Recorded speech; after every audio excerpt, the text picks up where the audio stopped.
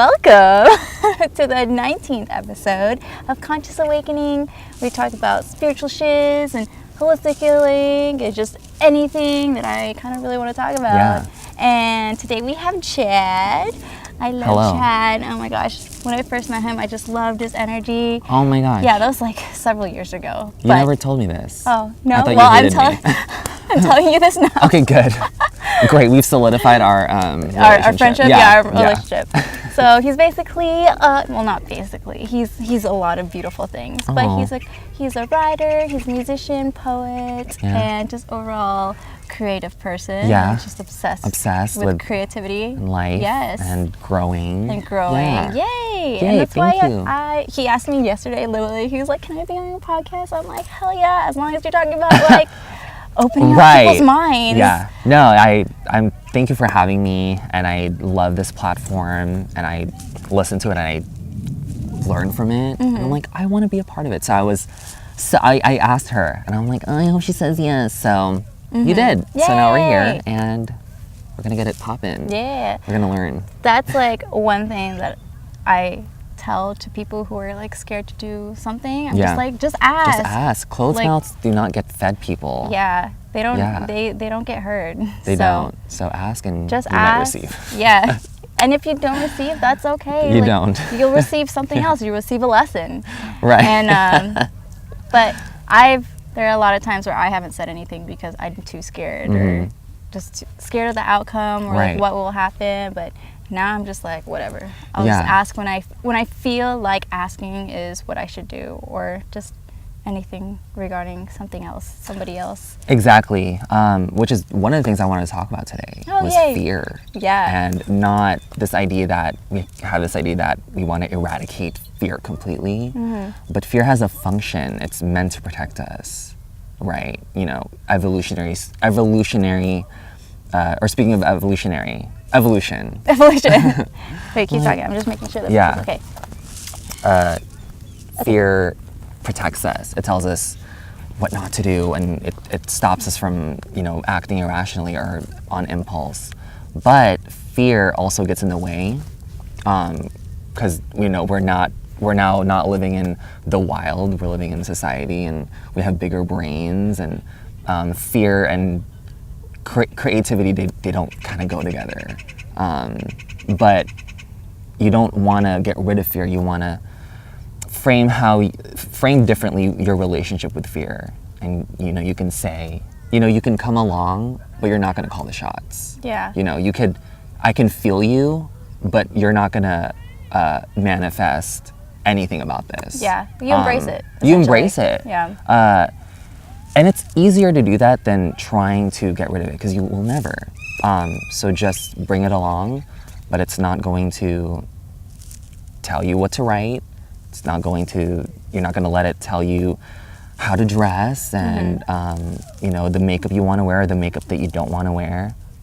It's freeing, and it's a more full experience of being a person. Yeah. You have fear, but you also have courage.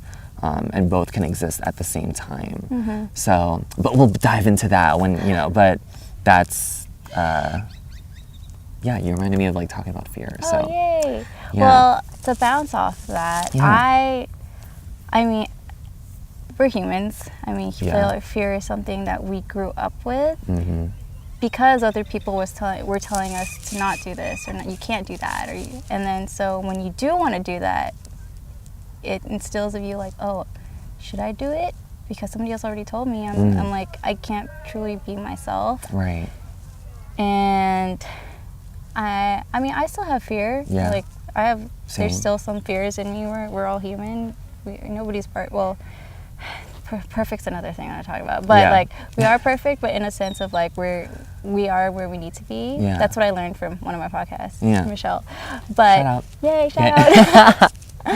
But on the other side, I do embrace my fear. Like, I'm aware that I have these fears, and like you said, you don't let it get to you, and you embrace it rather than just telling you how to do things.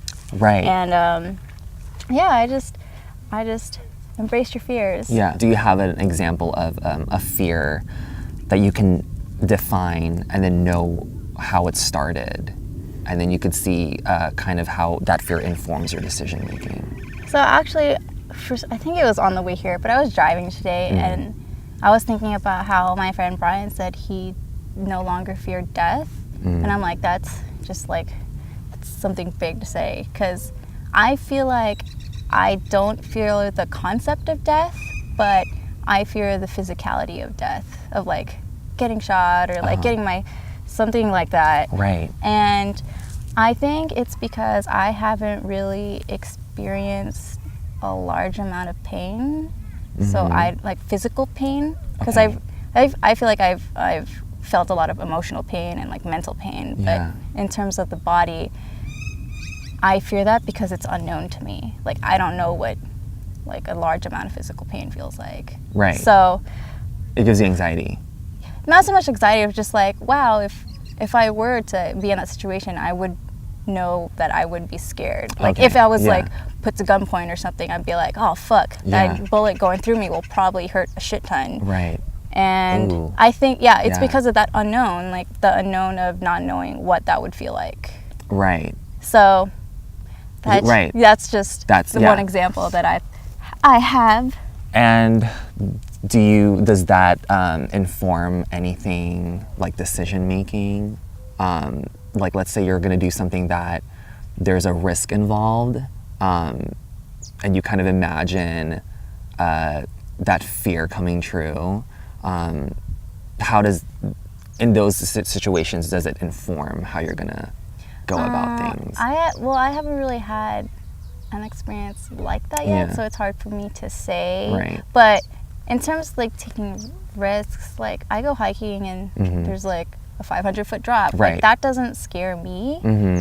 But something, because I feel like for the most part I can control it, like not falling off for the most part. Right. But something of like an external doing something physical to me, that would probably like instill that fear in me. So like while you're answering this question, it's like this is like we're just gonna delve into fear now. So so like I know you don't have anxiety, but it's like a lot of times. No, I'm just kidding. Right. Or do I? Let me like fear and anxiety come hand in hand a lot of times.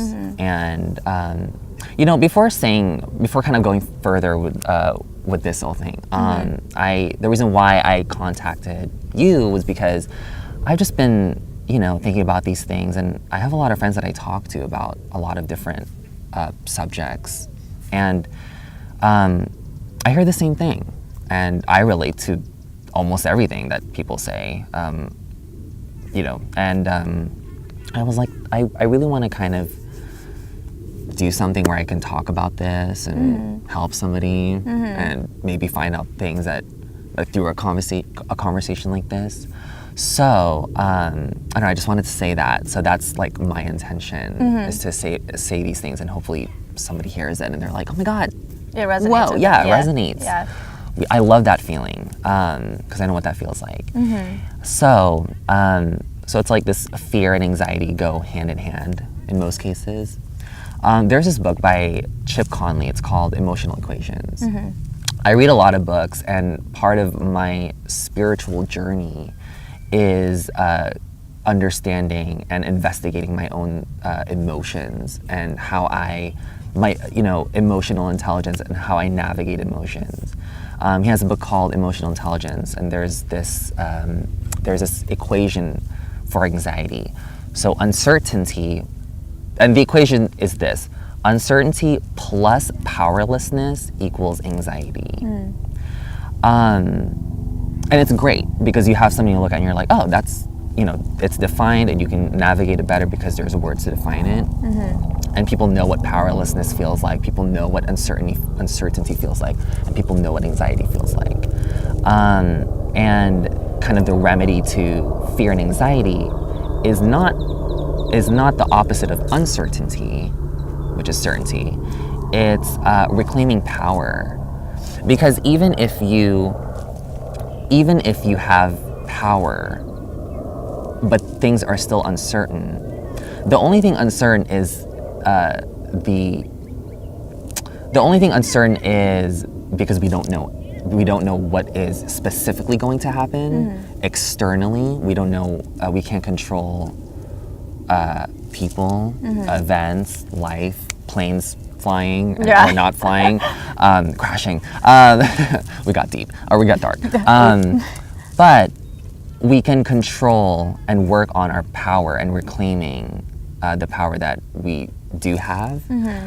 So in such cases that something uncertain is happening, the only thing that you are certain about is your power, and that a lot of your anxiety goes away because you're like, you know what, in this situation, this specific situation, it has this criteria. I know how to deal with this criteria. For example, if you go to school and you take a test and you're uncertain if you're going to pass or not, you don't have to be anxious about it because you know you're powerful enough to handle a grade that you don't want, a grade that is less than desirable, because you are empowered through resources, through your own will that you've cultivated, through your own understanding of, I'm a person, mistakes happen, I'm going to allow myself to get a bad grade because that's what happens. It's this understanding that it's reclaiming power through relaxation, relaxing into life and what life does. Just being chill. Just being chill and just being like, you know what? Life will do its thing. I will do my thing. Yeah. And my thing is covering my bases. What am I going to do if somebody says something hurtful to me? I can choose to respond in a way in which it empowers me. That might be broad to some people, or some people might be listening to this and it sparks like an image in their head, and they're like, "Wow, that's really specific." But I mean, if I had to say anything specifically that I'm going through, I'm, as I said off camera to Rosemary, that I am currently falling in love with somebody.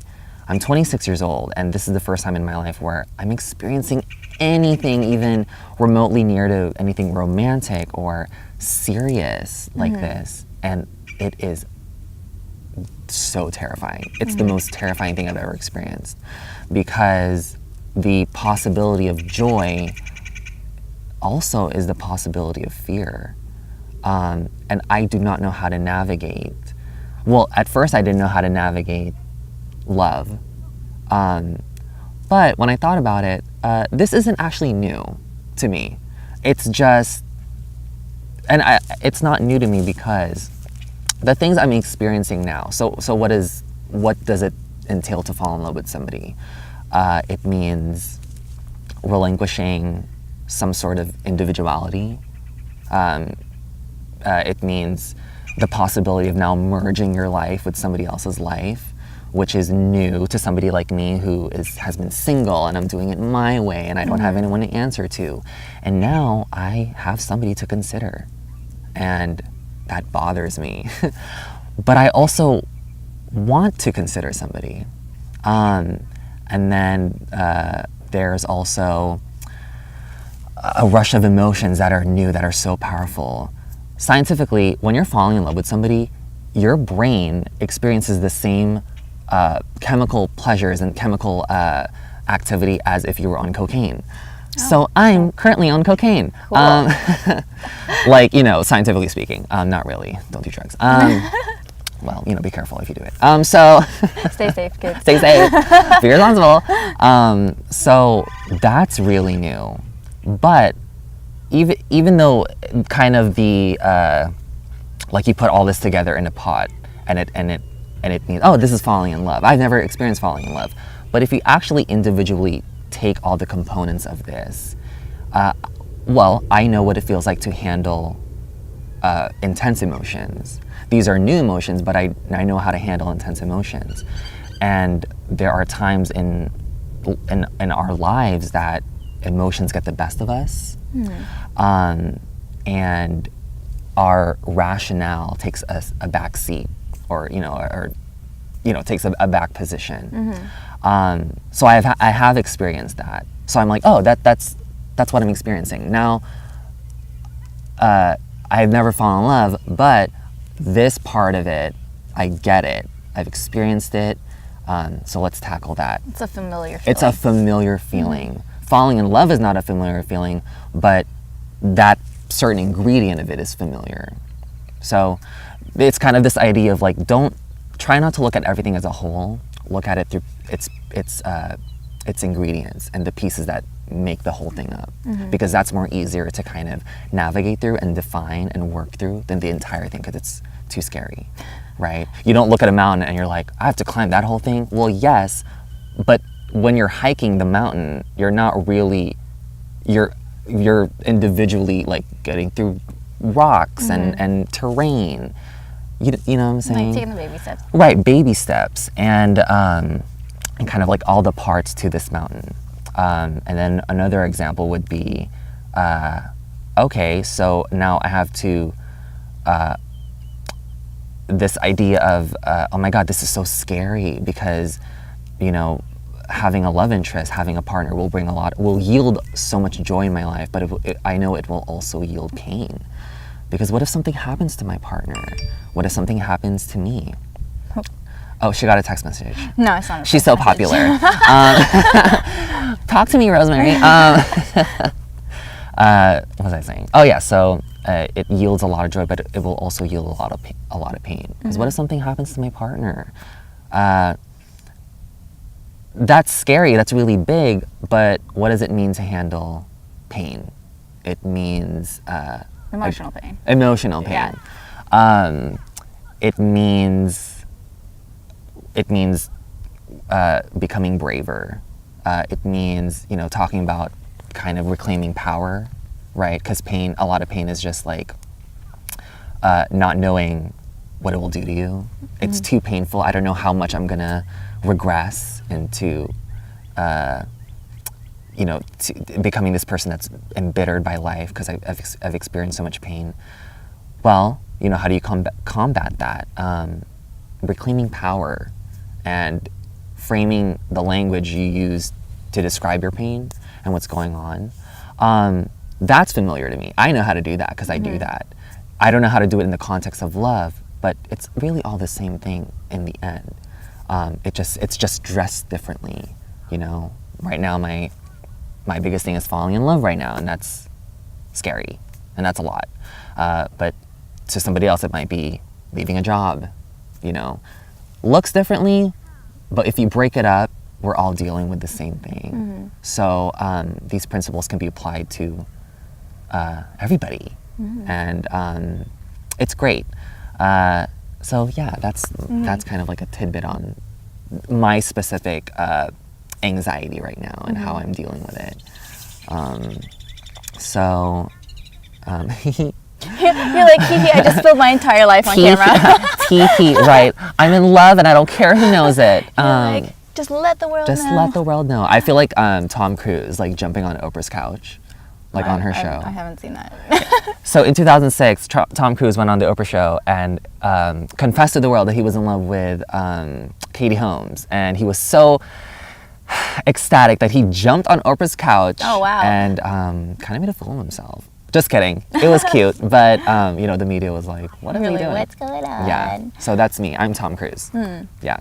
So, it's actually weird because it'll not make any sense, but to actually not really combat, but to embrace your feel of love, you actually have to open your heart more. Yeah. And most of us actually has this thing called the heart wall, which we put up after we've gone through all of our breakups and all of like that emotional pain, and it keeps you guarded, right? Yeah. And so the reason why most people from what I've noticed and from myself is that because I have those questions of like, what if, oh my God, I don't want to lose this new person in my life. Right. I've actually learned to break down that wall and just let myself love wholeheartedly, because essentially when you love somebody else, you love yourself first. And then when you were talking about earlier, like when you leave somebody, and you actually love them, that's fine, and it may hurt for a little, right, but you're letting that person be themselves, and you're allowing yourself to be yourself. right. So you and I spoke briefly off camera about this idea that I had this conversation with my partner, or my going to be partner. I don't know what we are. We just like each other. It doesn't, but, I mean, labels don't matter. It's just the feeling. Yeah. So that's where I'm at. But he has something that without getting too much detail, there's something that is stopping him from taking things further with me. And it's extremely valid. It has something to do with his health. And the reason why, of course, he thinks about moving things forward with me is because what if something does happen to him and now I have to take on this burden, and it's kind of like, I mean, even if I'm not going to define it as a burden, of course he might, and that's valid because that's what he's seeing. And at first I was upset that he wasn't as willing as I am to just, let's just do it. Just go for it. Just go for it. I'm willing to do this because you are the best thing that's happened to me. And, I mean, what if I was like, okay, Ashley, I can't handle this. The moment you told me this thing you have, I don't want it. What if I meet somebody else and then they're healthy, but then they get in a car accident and then, something happens to them? Or what if I just decide to stay single but something happens to me? The point is, it's like kind of life will just always happen to you. But I think specifically we're talking about, so this idea that I was, at first, I was angry, I was annoyed. I was like, I just want you to just, I know you're afraid, but can you just be more brave? Can you be braver, have more courage than have fear? And then I realized that even if he decides to tell me, babe, I can't handle putting this burden on you. I need to let you go. I told him, that actually, you would be doing something loving. That would be love enacted, because there was nothing about that was selfish. Because his intention and his aim is for me to just not have this burden that in his mind is just, it's too much. It's too much. And I'll give him that. Maybe it is too much. In his mind, he's the one who has this health issue. He's the one that's contemplated about it more than I have. I probably haven't even thought about it in a fraction that he has. That would be a loving thing that he did for me, to let me go. But on the flip side, if he did decide, you know what, let's do this. Let's grow old together. Let's go on this adventure. That would also be loving, because that would also be him. That would also mean that he was thinking of me too. Thinking about what I wanted. I think people have this conception that things are going to be, if you do this, it means you love me. And if you do this, it means you don't love me. Or it could be whatever. If you do this, it means you're smart. Or if you do this, it means you're not smart. You have to remember the intention of people and who's actually making this decision. Consider the source, if you will. I say this to people, oh, he said this or she said this and I didn't like it. And it's like, well, consider the source. Who's saying this? Are they the type of person to say something like flippant? And, it might almost mean like if you perceive somebody as negative, then whatever they say, even if it's not negative, you're going to think it's negative because they're a negative person, right? I consider the source of my partner, would-be partner, whatever, my lover, and he's intelligent, he's empathetic, he's smart, he's rational. I just will trust that. I trust that if he decides to let me go, right, which is what I don't want, it's, even though I don't want it and I don't like it and it will hurt me and it will devastate me, that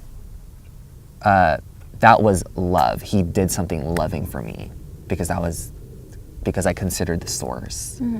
And he was acting out of the highest form of his consciousness, and that was loving. And it liberates you, right? You don't have to hate anybody. You can just kind of just be sad that it didn't work out. But there's no, and it's great because, you know, you could cry, you could be sad, you could be devastated and hurt and long for this person, but you don't have to hate this person now because they did nothing that was deserving of hate, because all they did was love you in the best way they knew how. In the best way they knew how. Yeah, at that moment. That particular moment. You know, I struggle with this idea that do we have the choice? It's kind of this philosophical question of free will and determinism.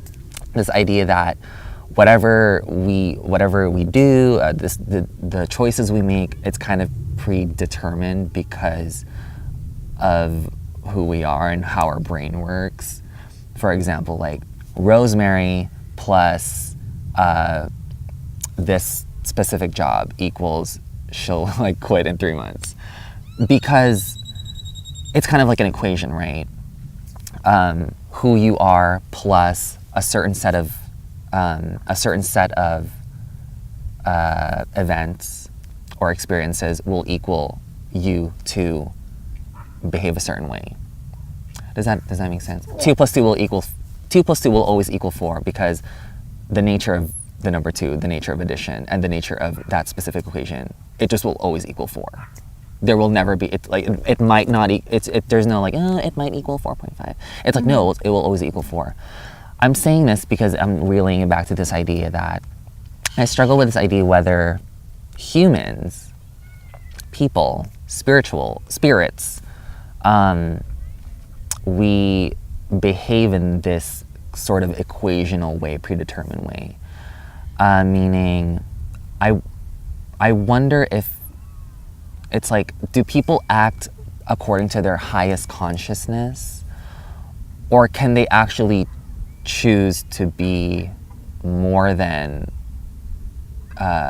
what they have what can they actually do or be more than what they actually are at any any given moment? Does that make sense? Like if somebody was like, Chad, why, you knew better, or you knew better. Did I? Maybe. But if I did, I would have done the thing that I should have done, but I didn't, because my totality as a being could not produce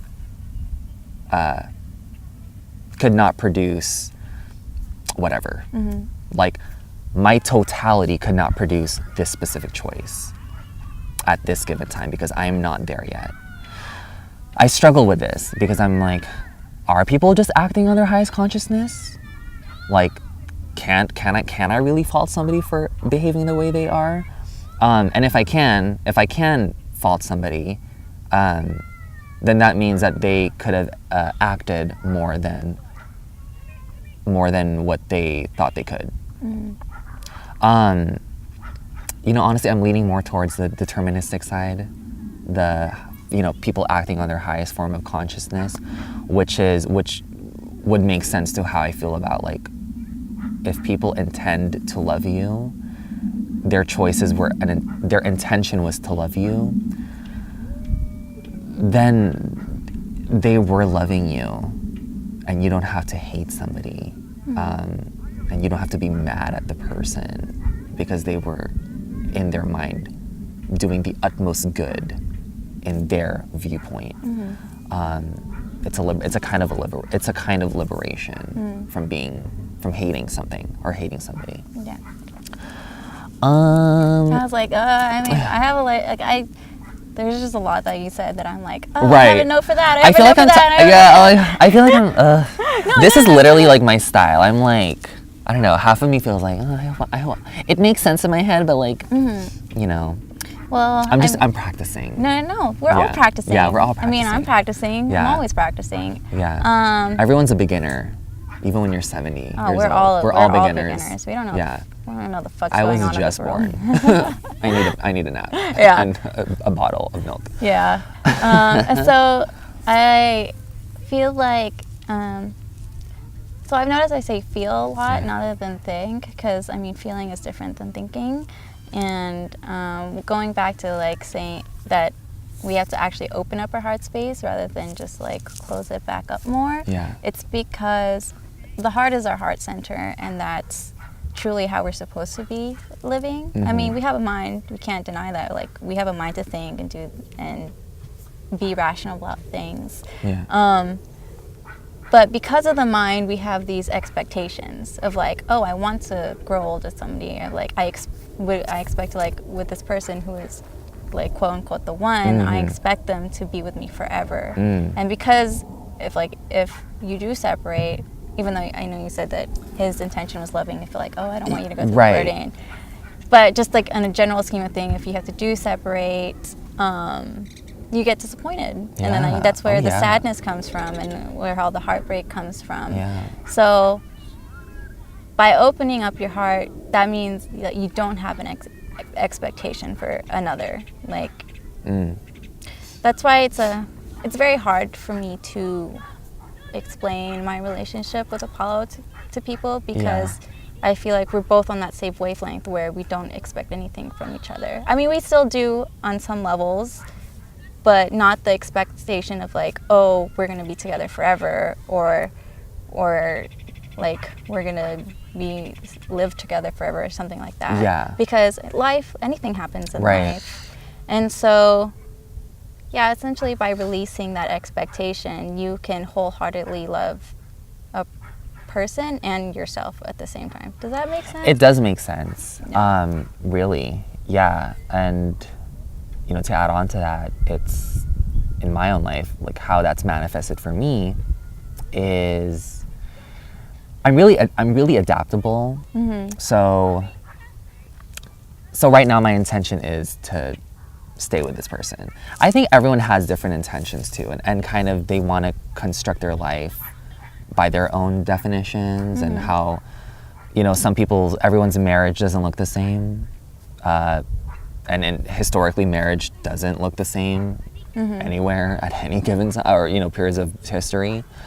For me and for my partner, we've discussed this. It's like, if we essentially get married, we've talked about marriage and our definition of it. We would be taking vows. It's like sort of this traditional like trope of marriage, right? Marriage. Like, we would be taking vows, and honestly, my vow is literally never to leave this person, right? And I have to acclimate to this vow and this intention. And he has the same intention too. It would be never to leave me. Now, because we both share this mutual intention, if I am feeling or thinking in a way that doesn't align to that vow, let's say I'm like thinking of like, ooh, like, I kind of like have the hots for somebody else. And there's, you know, and more so the hots, like, this person is really cool, like, very deep, very interesting. Like, I can see myself being with this person. Because I made this vow, and I'm talking specifically for me. This doesn't mean that everyone should do this, or we all have to live our lives defined by this. But because I made that vow, and my intention was to keep that vow, I will change myself and adapt so that I can meet that vow. Because for me, it's honorable to keep your word.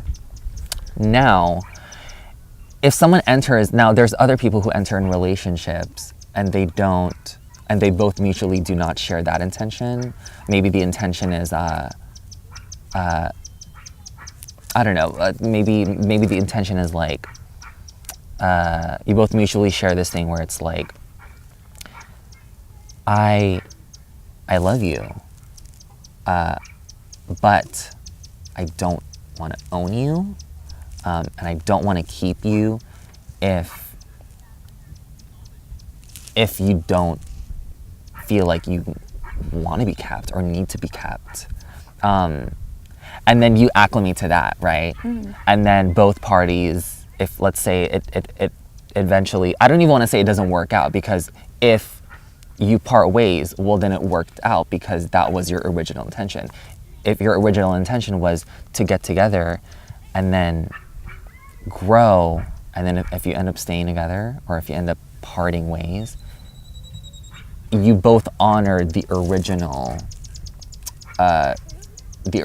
intention, and like, I love you and I don't want to own you, and I just want to have, I just love that we have met and now we're on this journey. And wherever that journey takes us, whether it's together or it's individually, we both honored our starting intention, and that was to stay as individuals and individually partake in this union. You know what I'm saying? Yeah. Well, that's essentially what love is. Exactly. Yeah. Right. And for me, I feel like I can retain individuality in, even if I'm telling the other person, like, no, you do have me. Like, you do have me. Because you still can define boundaries, and you still can define your own specific relationship with this person. You know, you do have me. I will stay with you forever. But there are things that I will keep for myself. Yeah. And that you will never understand. There are things that you will do for yourself that I don't have to be a part of. It's great that we're talking about this now, because now we're going to get into like boundaries and kind of defining things. I know we're talking about relationships too, but it can be applied to somebody who wants to stay as single or an individual, or in terms of like, you know, you can define the life that you want in terms of your career or the family you want or the kind of person you want to be, the boundaries you have with people. It's great, yeah. So boundaries and defining, it's really important to, you know, kind of like the whole point to this conversation is getting in touch with, is on this journey of spirituality through getting in touch with your emotions and upping your emotional intelligence. Because that's how I've manifested my spirituality and maximized it. You said earlier that you say you feel a lot rather than you think. I want to get your take on this, because it's like this is how I've experienced my emotions. When I dig deep, it's supported by a thought. So it's like a thought comes up, and then it produces an emotion, and then the emotion produces an action / consequence, and then that consequence produces a thought, and then produces another emotion. So it's a cycle. Do you experience it that way, or do you feel like there is no absolute connection to emotions and thoughts? So before, I used to, like, going back to expectations, because I had an expectation and didn't get met, I would get sad, and then that would just, you know, lead me into this hole. But now I just found myself to suddenly feel like negative emotions. I don't want to say negative, so lower vibrating emotions. So like sadness or anger or anything like that. Like, I really get angry, but I get sad. I get sad. And summertime sadness. My So channel. nowadays I haven't really noticed like a thought coming up and then emotion, but it's just this wave emotion coming to me, and then I think, oh, why is this happening to me? Or I like embrace it. I just let it flow, because we all go through roller coasters, but like you said, how you respond to it. Right. And so I tell myself the thought when I do have that emotion of like, it's only temporary. Like, I'm going through this for a reason. Now, why am I going through this? And then right, learn that's the from investigating that. part. Yeah, that's like the diving deep for me. Yeah. Because before, I would just wallow in my sadness and depression. But from there, I learned to how I am now, and how to really respond to my lower vibrating emotions. Yeah. And so there's a connection, definitely, but just how it connects is different. Yeah. Right. Yeah. As we grow, if you're learning from your cycles, you shift the way of how you're interacting your thoughts with your emotions. Right. So that's yeah, I wanted to hear your take on that, because I think everyone has their everyone has their way of tapping into their spirituality through different ways. Like, for me, it's the emotional intelligence thing. For you, it might be different, and for everyone, it's different, or it might be similar. And then so for me, I found that kind of like how this whole thing started to where I wanted to get into my spiritual side and tap into something larger than me. Like, around the time I was 20, like, I started developing anxiety and depression through a series of traumatic events. And I had to fight for my life.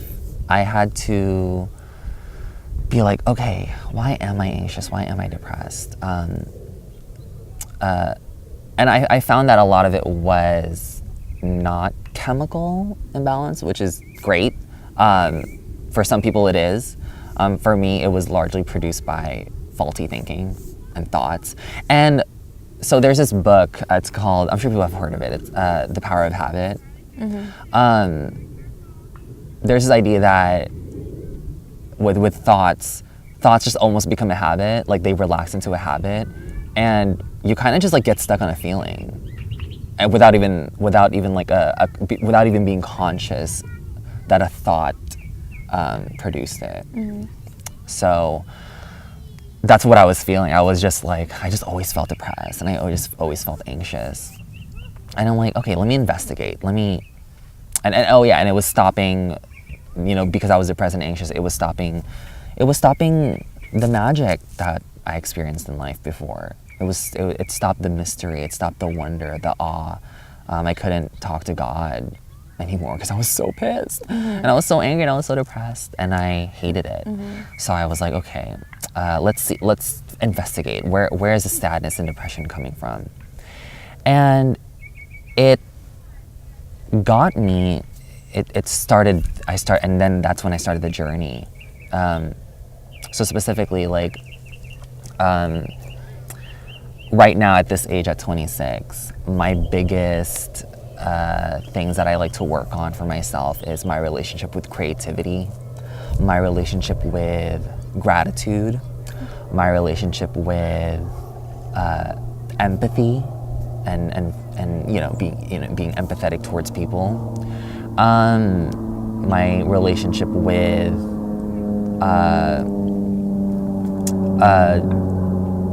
life in general, I guess,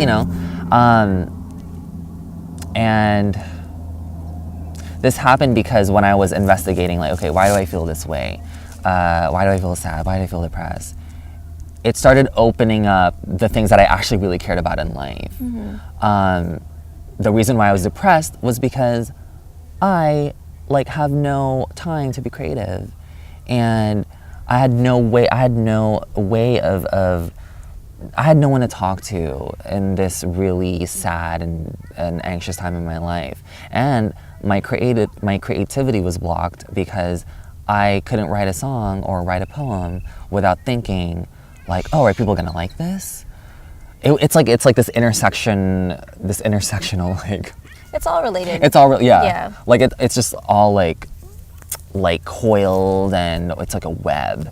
And then so there was that, and then I was anxious about, because I was anxious about my future and how it tied into, oh, what if I don't get to where I want? I'm gonna be a failure, and already told people I was gonna be at this stage of my life by the time I was 25, and I'm still living in my mom's basement. That's not me. I'm not living in my mom's basement, but that's, whatever. An example. And so that was like my way of like getting to my spiritual side, and kind of like my intention today to talk about emotional intelligence, and that there is a value in finding out why you feel the way you do. Because in my experience, it's upheld by old thoughts that have solidified so strongly in our psyche that you just wake up pissed. You don't even have to think about it. You just wake up pissed because you've thought enough thoughts that it just turned into a rock in your head that needs to be like taken down.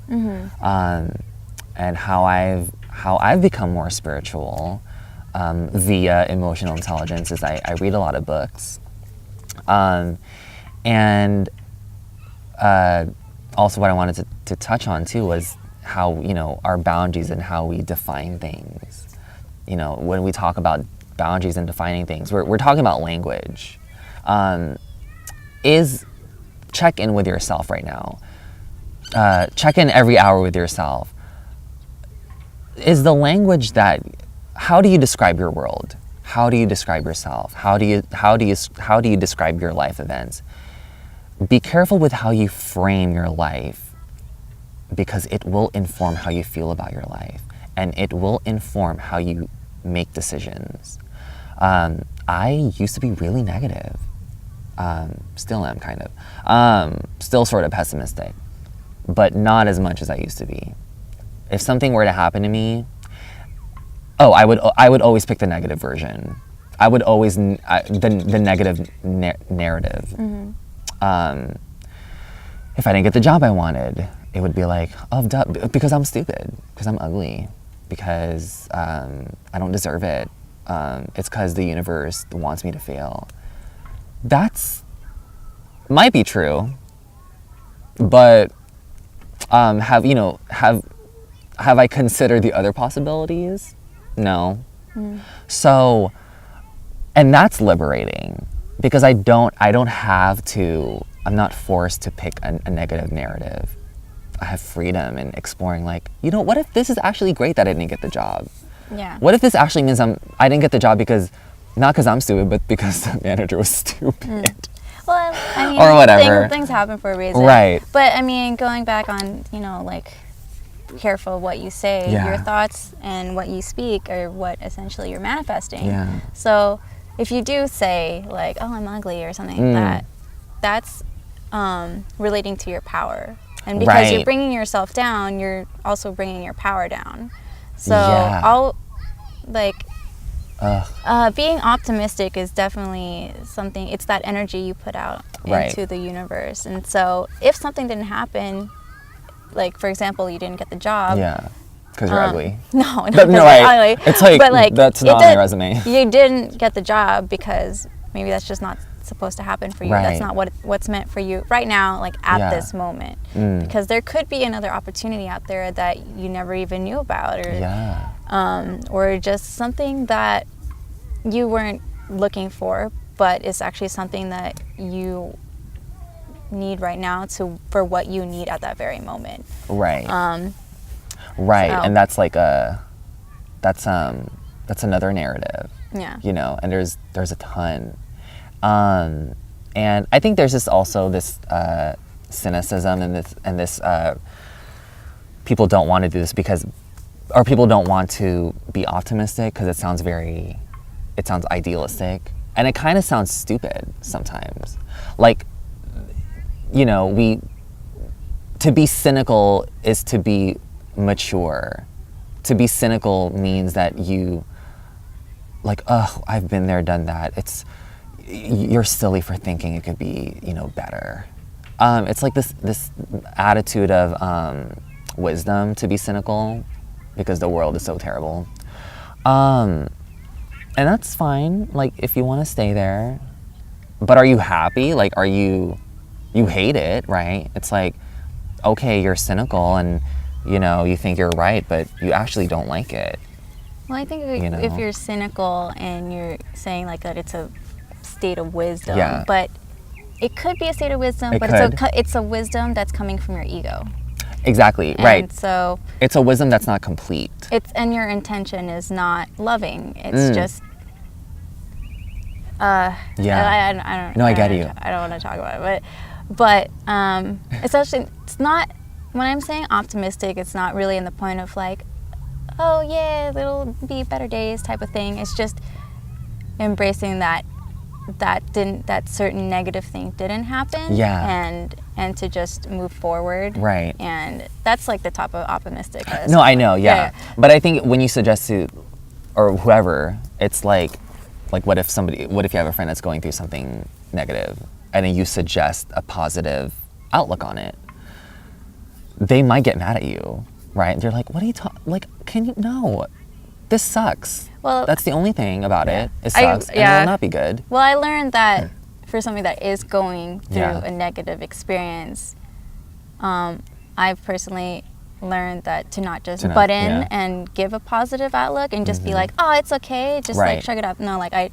that's something I've learned just because they're going on their own journey. They have to go through that lower vibration in order Yeah. for them to grow. Like for you, like you went through all that depression in order for you to grow Yeah. to be less pessimistic. Yeah. To be where you are right now. Right. So, yeah, I don't just when people ask for help, that's when I will not really give advice, but just shed an experience that I had, so I can, like just try to help shift their perspective. But if they don't Right. shift their perspective, then that's okay. Like Right. they asked for my help, they asked and I gave, and then Yeah. it's their choice to take it in or not. Yeah. And to shift any perspectives or not. So Right. So Yeah, and it's like, but we hope, right? Like we hope, we hope it works out for them. yeah. Yeah, And then that's like that cheesy thing of what I used to think was cheesy of like, oh, sending you love and light, that type of Thoughts and prayers. Yeah. And but it does make a difference of just wishing them the best. Yeah. I mean, that's honest. Even when you don't even say it like online or to Yeah. the person, it's just that intention of like, yeah, I'm seriously wishing you the best.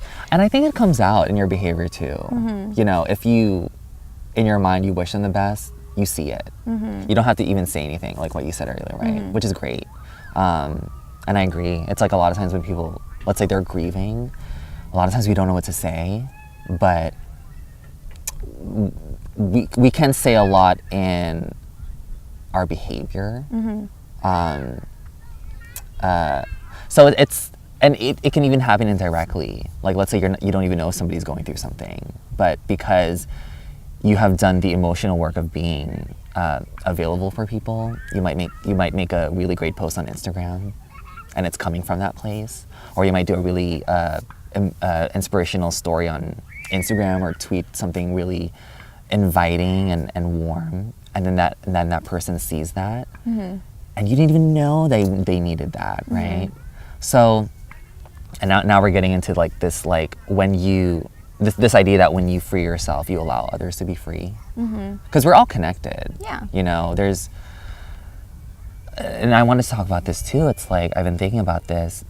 I don't know if you've noticed it, but do you feel like we're living, or our generation is like, we've become too individualistic in some sense? Well, I feel like not individualistic of like the definition of that, but more just tapping into who they are as a person rather than listening to what other people have to tell them they have to be. That's what I feel like our generation. But not so much of being like just an individual person. Like we're all, okay, I don't know how to say this. So we're all individuals, obviously. And we're all obviously, we have connections with other people. But from what I've learned, we're all essentially one. Yeah. Like, we're all just one, like you said, doing. Right. If it all comes down to one thing, we are living the same thing. It's like we're one dish, but like I'm a carrot and you're like a tomato. Can I be like a celery? Right. Yeah. Just kidding. Celery juice. Get on it, people. I've been doing that. Me too. I stopped it actually, but it was great. But it was great. I did it for like 10 days. Didn't you feel like you just like wanted to like do everything like, and you're like, I felt great. Like it just like it like sets up your day. And it curbed my hunger, so I wasn't like eating all the time. But same. I wasn't like rummaging my kitchen at 3 a.m. Yeah. But yeah, essentially, I mean, a principle that I've learned so far is that we're all reflections of each other, and essentially, we're all one. Like that's like the most enlightening thing to really believe in. Because you can have the knowledge that we're all one, but if you truly believe inside that we're all one, that's like a big step towards enlightenment for what I've known. Right. Yeah, I'm still struggling with like going through that belief. Right. It's like that meme on Twitter. It's like some of you don't know we're all one, and it shows. Yeah. You're like, oh boy. Right. Like we can tell. No, it's I ponder about this a lot because. Oh, my eyes. I know your eye. I'm listening. I'm like, okay. Because I see this on Twitter a lot. It's like this, like, I don't need anybody, right? I don't need you. Like, I don't need to be loved to love myself. I get it. Like, I honor it, but not completely, because we can have both. I think, and to get into this deeper, because I used to be the type of person to be like, I don't need friends, I don't need family, or I don't, or mostly it's like family, right? Because family life, and we have disagreements. For me, I mean, my biggest struggle with my family is them accepting my identity as genderless, like whatever the hell I am, just what I am. Some of y'all have seen me on Instagram and in real life, and you've seen the wigs, you've seen the makeup, you've heard how loud I am. You've seen the fire ass photos. You've seen it all, and that's just how I am. Like, I'm very extra, like guac, and I love it. But I love it. And it's great. My family, they love me, love them, but they have trouble accepting like the men I date, that I even date men, because I'm a boy, whatever that means. And when I was younger, I'm like, screw you. Mm-hmm. Like, I don't need family. I can do this on my own. I don't need family love to love myself. But honestly, it hurts. It's painful. And it's painful because I want to be seen. I do want to be seen. Family life, a lot of things start from your home. A lot of things start from, your home, your house, because that's where you are not born, but you grow up, and then those people teach you. Those are the externals that you're around most of the time. Yeah. They're examples of how the outside world is. The outside, yeah, exactly. Yeah. And they teach you things about yourself, and if you have a family member that treats you poorly, you might take it as two things can happen. You can be like, wow, I do not want to be talked to like that. So when I leave my house and I grow up, I will find people who don't talk like that. Mm-hmm. Or you could be like, wow, that's how I've always been talked to like that. Like, that's the only thing I know. And so I will look for people who treat me like shit. And we're all connected. That's the message. I understand this need, because I think we've come to a point where people are just so fed up with other people's shit that we're just like, you know what? It's just gonna be me. Like, I'm like I don't need you to love me for me to love myself, or I don't need other people to make me feel good about myself. Like, I'm confident. It's like this independent like the Destiny's Child, Yeah. like Independent Woman Part 2. Yeah. Like the shoes I'm wearing, I bought it. That's great. Like, I get you. But, like, girl, you're not self-employed. Like, you work for a company. Like, you're not truly independent. Yeah, you're. My butt hurts. So I know, my butt hurts too. We have bony asses. It's like, no one's truly independent, you know? Everyone gives to each other, and we all take from each other. These rocks are here because they were placed by somebody. So, and I'm saying all this for the overarching point that make space in your. It's important, and it's okay to make space in your life to admit to yourself that people matter to you, and what people say matters to you, and what life does to you matters to you, and you need certain things to teach you things about yourself. You don't exist in a vacuum. That's what I'm saying. And I think it's destructive if people, if somebody hurts you, you just close yourself from everybody. That's not right. What you should do is if somebody was negative to you, if a person was negative to you, you don't close yourself from everybody. You find positive people. And it's scary, I get it, because not everyone's perfect. And even if you find positive people, they will show you that they can hurt you also. But that's not really a reflection on them, meaning, I'm just. we're adjusting. Here, I'll adjust with you, just so we can match positions. Okay. Just swag. Right, yeah. If you're watching the video, we're like in swag. This is the thumbnail. Here, let's do it. Thumbnail. No, that's not. Okay. I have okay. to take a photo of you. Okay. So, take responsibility of how you perceive people. And like for yourself too. And yeah. Yeah. and Well, for that's like the yourself, first yeah. step, because if you have to just be accountable for like what you do. Yeah.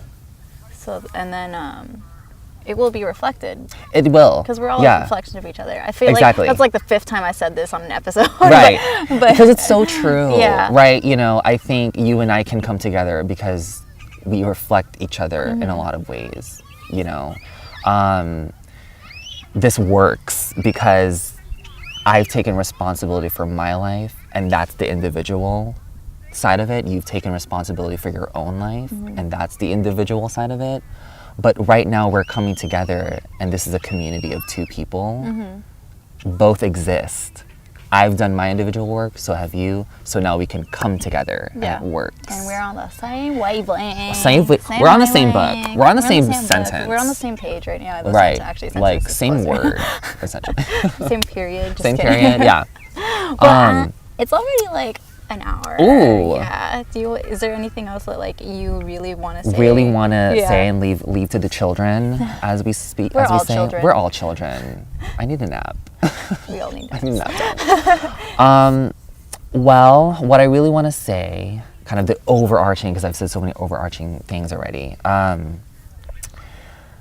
Lean into discomfort. If this was the soundbite, I want everybody to lean into the discomfort of their own lives. Don't ever run away from challenges. Don't ever run away from fear. Don't ever run away from yourself. Embrace it. Embrace it. Brene Brown, she is she has a PhD, or actually, I don't know. Dr. Brene Brown, she does have a PhD. She's a shame and like vulnerability researcher. She's also an author. She has 4 books, I think right now. They're all bestsellers. The book that I read from her that changed my life is called Daring Greatly. Have you heard of it? Daring Greatly. So it's about the power of vulnerability and how it yields joy, creativity. So people are scared to be vulnerable.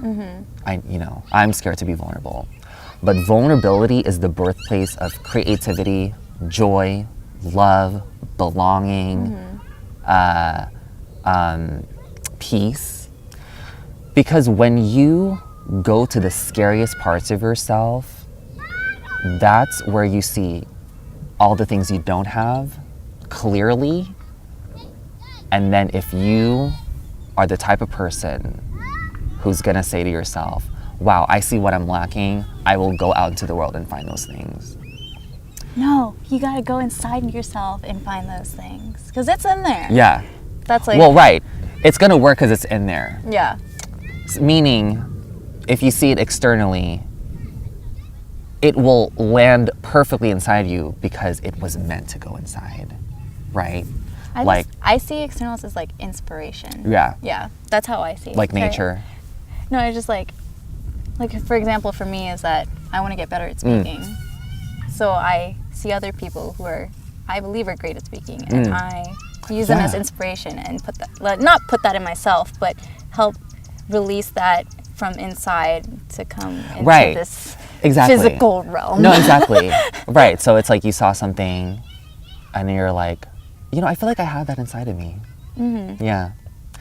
Yes. And that's just relating back to power that we were all talking about. Yeah. Right. Yeah. Finding your power. Lean into discomfort. Define the things that you do not have inside of yourself, or that you don't think you have inside of yourself, and then go on a journey and then collect those things. Yay. Through books, through art, through good people, through great music, through meditation. For me, it's reading. Mm-hmm. I talk like the books that I read.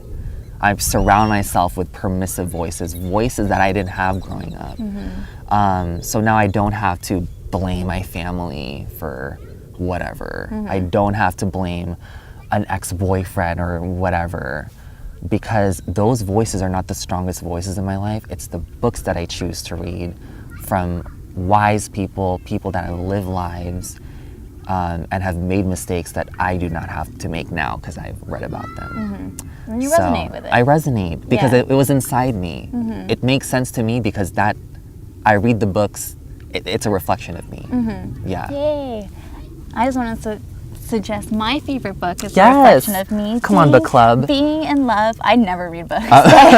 Being in Love by Osho really resonated with me. Yes. And so I told him to read it because, he was talking about all the love he's I won't gone read through. it. I hate books. Just kidding. You're like fake. Just kidding. I'll read it. I'm just kidding. Okay. But anyways, where can we find you online if you want people to find you online? Oh God, right. So the internet. My Instagram is, this is so funny. My Instagram is AlienKid666 because I'm so punk rock and so demonic. And I just F society, man. But not really. He has fire photos. Thank you. So that's, Instagram, DM me if you were like, oh my God, this doesn't make sense. What are you talking about?